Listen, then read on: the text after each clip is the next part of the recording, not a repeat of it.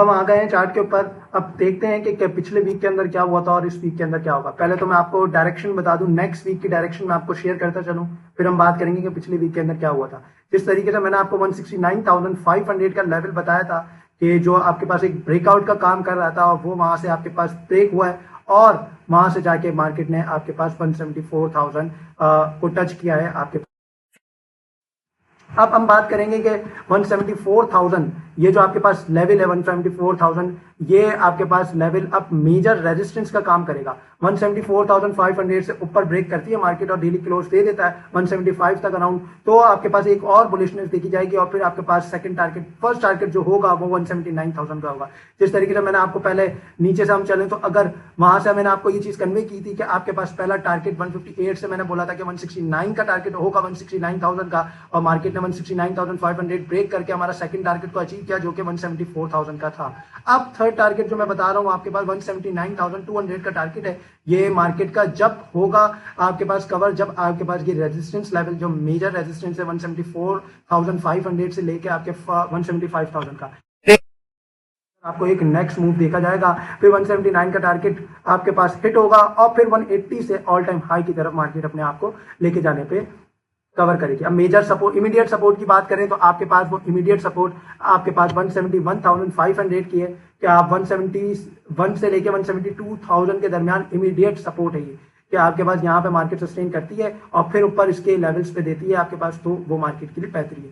और major support level वही 169,500 की मेजर सपोर्ट लेवल है। ये आपके पास एक काम करेगी कि मार्केट के बिहेवियर को चेंज भी कर सकती है ये, कि अगर ये आपके पास सपोर्ट टूटती है वीकली पे तो आपके पास मार्केट डाउन साइड पे भी आ सकती है, लेकिन ऐसा कोई इंडिकेशन नहीं दे रहा। आरएसआई की बात करें तो आरएसआई अभी भी स्ट्रॉन्ग लेवल्स पे 63 के अराउंड ट्रेड हो रही है और अभी भी ओवरबाउट पोजीशन में नहीं है, तो ये इसको इंडिकेट कर रहा है। ये आरएसआई भी आपके पास एक कंफर्मेशन दे रहा है। और अब नेक्स्ट हम बात करते हैं वीकली चार्ट के ऊपर, चेक कर लेते हैं कि हमें किस तरीके से हमें यहाँ पे चीज बता रही है। ये जिस तरीके से मैंने आपको ये चीज बताई थी, ये गेम चेंजर कैंडल मैंने आपको ये चीज बताई थी पिछले वीक के मार्केट के मैदान के अंदर, ये गेम चेंजर कैंडल है। यहाँ से मार्केट आपको एक अपर साइड पे जाते हुए दिखेगी।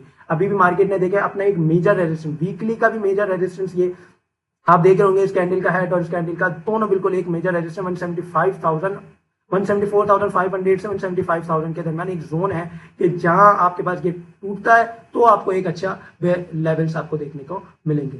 और अगर हम वीकली पिछले वीक के अंदर भी देखें तो आपके पास यहाँ पे बिल्कुल भी आपके पास रिकवरी ऐसी थी कि फौरी तौर पे आई है। जिस तरीके से मार्केट में पैनिक चल रहा था, डर का माहौल चल रहा था, बिल्ड नहीं हो रहा था ट्रेडर्स का या आपके पास इन्वेस्टर्स का, तो वो मार्केट के अंदर आपके पास एक न्यूज के सीजफायर के न्यूज से आपके पास वो आना स्टार्ट हो गया। अब देखें जिस तरीके से आपके पास टेबल टॉक्स चल रही हैं वो आपके पास बहुत अहमियत का हामिल है कि टेबल टॉक्स आपके पास होती रहेंगी तो आपके पास यहाँ पे मार्केट अपनी एक सिचुएशन पे जाएगी।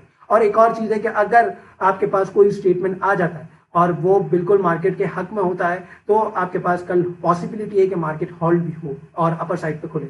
मार्केट 2,000-4,000 पॉइंट खुलना कोई ऐसी बात नहीं, हैरान कुन बात नहीं है, क्योंकि आपने देखा होगा कि मार्केट एक दिन लोअर लॉक भी लगी थी और फिर सेकंड दिन आपके पास अपर लॉक भी लगते हुए आपने देखा था सिर्फ स्टेटमेंट के बिना पे। टेक्निकलिटीज का भी मैंने बताया था, जिस तरीके से मैंने आपको ये चीज बताई थी कि 144,000 इसका एक बुलिशनेस का था, वो मार्केट ने कवर किया है और उसके बाद आप देख रहे होंगे कि आपको एक बुलिशनेस दिखी है। लेकिन वॉल्यूम एज इंडिकेटर के तौर पे काम करता है। जिस तरीके से मार्केट में वॉल्यूम नहीं लग रहे थे और फिर एक सेंटिमेंट आने के बाद, एक स्टेटमेंट आने के बाद वॉल्यूम लगना स्टार्ट हुए, तो ये एक अच्छी बात है पीएसएक्स के लिए। जिस तरीके से आप यहाँ पे भी देखेंगे तो यहाँ पे आपके पास वॉल्यूम काफी लगा है मार्केट के अंदर, इन्वेस्टर्स ने भी बाइंग की है, पास फॉरेनर्स की तरफ से भी बाइंग हुई है और म्यूचुअल फंड्स ने भी बाइंग की है।